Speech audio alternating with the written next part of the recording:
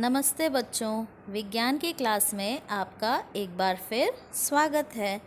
हमने अब तक पढ़ लिया था पदार्थ की मूल इकाइयों के बारे में और पदार्थ की 3 अवस्थाओं के बारे में भी हमने जान लिया था, ठोस, द्रव और गैस के बारे में। आज हम पदार्थ के बारे में और कुछ जानकारियाँ एकत्रित करेंगे।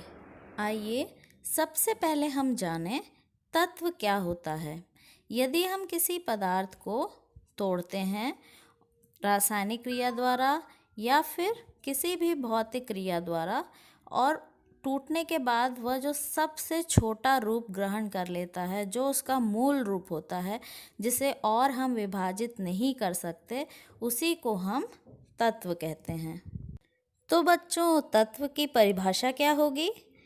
पदार्थ का वह मूल रूप जिसे किसी भी क्रिया द्वारा अन्य सरल पदार्थों में विभाजित नहीं किया जा सकता, उसे ही तत्व कहते हैं।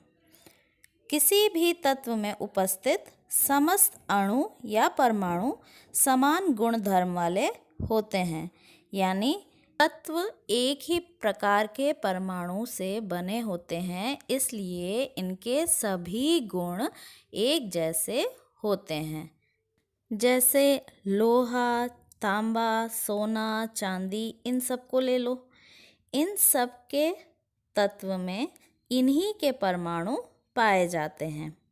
एक ही तत्व के 2 या 2 से अधिक परमाणु मिलकर उसी तत्व का एक अणु बनाते हैं। जैसे आप यहाँ पर देख सकते हैं, हाइड्रोजन का 2 परमाणु मिलकर हाइड्रोजन का एक अणु बना रहा है। उसी तरह ऑक्सीजन का, नाइट्रोजन का 2-2 परमाणु मिलकर इन सब का एक एक अणु बनाते हैं। कई ऐसे भी तत्व होते हैं जिनका एक अणु उनके एक परमाणु से मिलकर बना होता है। जैसे रंग बिरंगे गैस वाले गुब्बारे तो आपने मेलों में देखा ही होगा और ख़रीदा भी होगा।